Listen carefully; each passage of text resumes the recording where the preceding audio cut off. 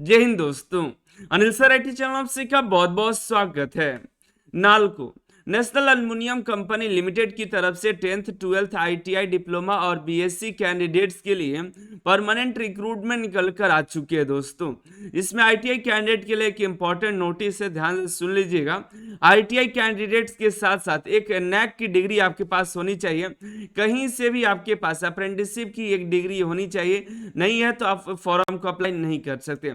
बाकी पूरी जानकारी के लिए वीडियो को अंत तक देखिएगा, चैनल को सब्सक्राइब कर लीजिएगा और Anil sir IT Telegram channel को जरूर सब्सक्राइब कर लीजिएगा। टेलीग्राम पर हम आपको लेटेस्ट अपडेट देते रहते हैं, जो भी इंपॉर्टेंट जानकारी होता है यहाँ पर आपको देखने के लिए मिल जाता है। Anil sir IT application download करिए, तो जो भी ट्रेड से एग्जामिनेशन अगर आपके हैं तो ट्रेड से रिलेटेड हमने study materials, question bank, practice set paper और मॉक टेस्ट दिए हुए हैं, जा करके डाउनलोड कर लीजिए ऐप और अपने ट्रेड से संबंधित ज्वाइन कर लीजिए। ट्रेड के लिए जो भी एग्जाम्स है उस ट्रेड के में काम आ जाएगा आपका। हम बात करने वाले हैं नालको के रिक्रूटमेंट के बारे में, ठीक है। इसमें कई सारी पोस्ट है, जिसमें नॉन एग्जीक्यूटिव के पोस्ट पर आपके लिए मौका मिला हुआ है, ठीक है। यहाँ पर देखिएगा SUPT जो है JOT ITI छात्रों के लिए है। देखिए अलग अलग पोस्ट के यहाँ पर देखिए लेबोरेटरी जो पोस्ट है वो BSc ऑनर्स केमिस्ट्री वालों के लिए, ठीक है, जिसमें टोटल 37 पोस्ट है। वहीं SUPT JOT ऑपरेटर जो है 226 सीट है। यहाँ पर देखिए अंगुल में 160 वैकेंसी है और दमनजोड़ी में 66 वैकेंसी है, जिसमें ITI 2 साल का आपके पास होना चाहिए, साथ में अप्रेंटिसशिप की डिग्री होनी चाहिए आपके पास। कौन कौन से ट्रेड में, तो देखिए इलेक्ट्रॉनिक मैकेनिक ट्रेड में, टेक्नीशियन मैक्रोट्रॉनिक्स में, इलेक्ट्रीशियन, इंस्ट्रूमेंटेशन इंस्ट्रूमेंट मैकेनिक और फीटर ट्रेड में आपके पास होना चाहिए। मैक्सिमम एज 27 साल रखा गया है, बाकी रिलैक्सेशन मिल जाएगा ओबीसी SC ST कैंडिडेट्स को, ठीक है। आगे देखिए SUPT JOT फीटर ट्रेड के लिए यहाँ देखिएगा 73 पोस्ट है, यहाँ पर फीटर ट्रेड है और फीटर के लिए अलग पोस्ट यहाँ पर भी है, जिसमें देखिए ITI के फीटर ट्रेड के कैंडिडेट यहाँ पर एलिजिबल है। साथ में नैक की डिग्री होनी चाहिए 2 साल की, 2 साल की ITI की डिग्री होनी चाहिए और 1 साल की अप्रेंटिसशिप की डिग्री होनी चाहिए। मैक्सिमम एज आपका 27 साल रखा गया है। एज काउंट होगा 21 जनवरी 2025 का।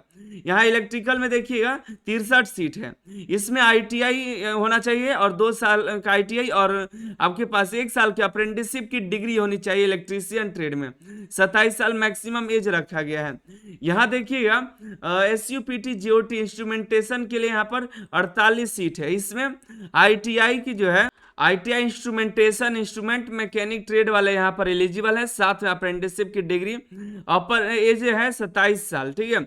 और जियोलॉजिस्ट में देखिए तो BSc जियोलॉजी वाला एलिजिबल है। हेम ऑपरेटर में 9 सीट है, जिसमें ITI की डिग्री चाहिए डीजल मैकेनिक ट्रेड में और MMB ट्रेड में, कोई एक ट्रेड भी आप चल जाएगा, और अप्रेंटिसशिप की डिग्री होनी चाहिए डीजल मैकेनिक या MMB ट्रेड में। आपके पास ड्राइविंग लाइसेंस भी होना चाहिए, ठीक है।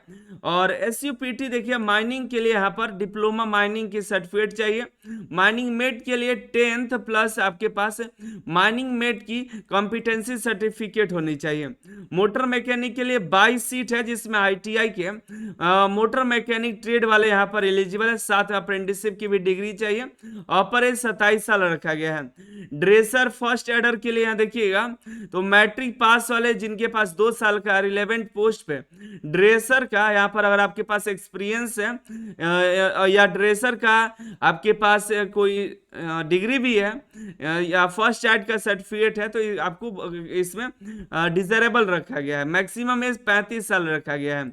वहीं लेबोरेटरी टेक्नीशियन ग्रेड 3 में 12th विथ डिप्लोमा आपके पास होना चाहिए, लेबोरेटरी टेक्नीशियन में वो एलिजिबल है। नर्स ग्रेड 3 में देखिए 10+2 यानी कि 12th, यहाँ पर आपके पास नर्सिंग की डिग्री होनी चाहिए या डिप्लोमा की डिग्री होनी चाहिए या BSc नर्सिंग की डिग्री आपके पास होनी चाहिए। फार्मासिस्ट टेक्नीशियन ग्रेड 3 की देखिए डिप्लोमा फार्मेसी वाले यहाँ पर एलिजिबल है, ठीक है।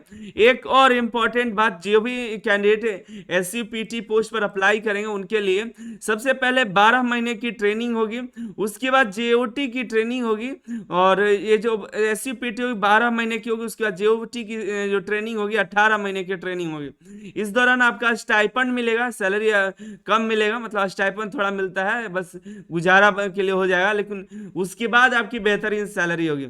18 महीना 12 महीना जब जोड़िएगा 30 महीने के बाद आपकी बढ़िया सैलरी देखने को मिलेगा। ठीक है, तो ये सोच कर जाइएगा।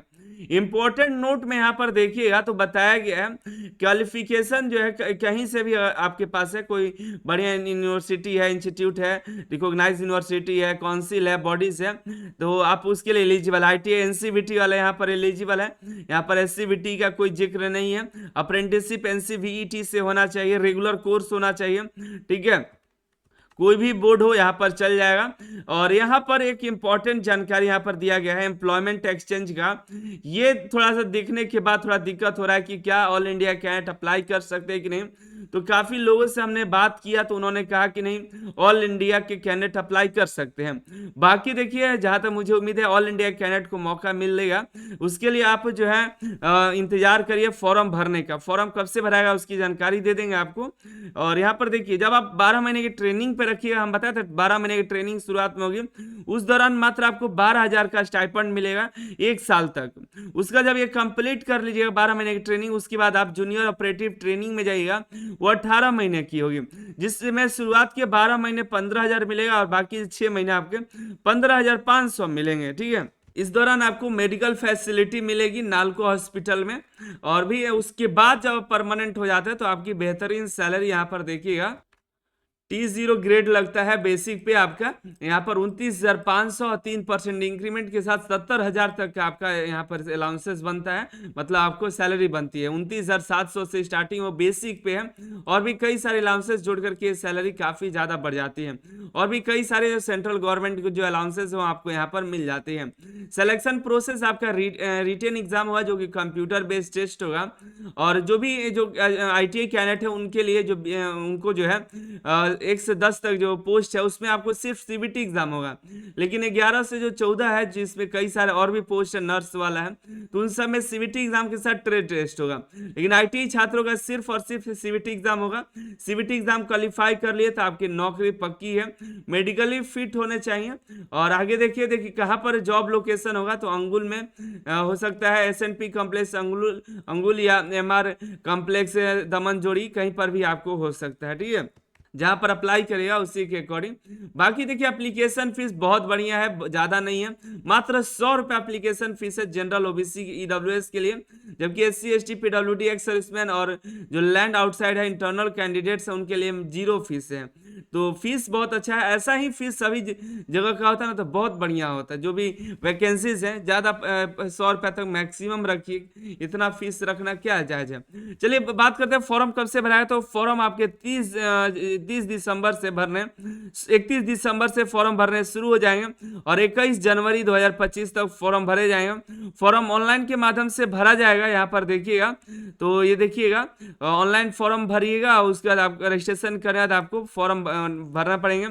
ठीक है, तो बाकी जो है कोई भी इंपॉर्टेंट जानकारी आता है तो आपको अपडेट करेंगे। जहां तक मुझे उम्मीद है कि ऑल इंडिया के कैंडिडेट फॉर्म अप्लाई कर सकते हैं। बाकी फॉर्म भरना शुरू होगा तो आपको देख करके बता देंगे। उसके लिए आप टेलीग्राम चैनल को ज्वाइन करके रखिएगा, टेलीग्राम पर इंपॉर्टेंट अपडेट देते रहते हैं।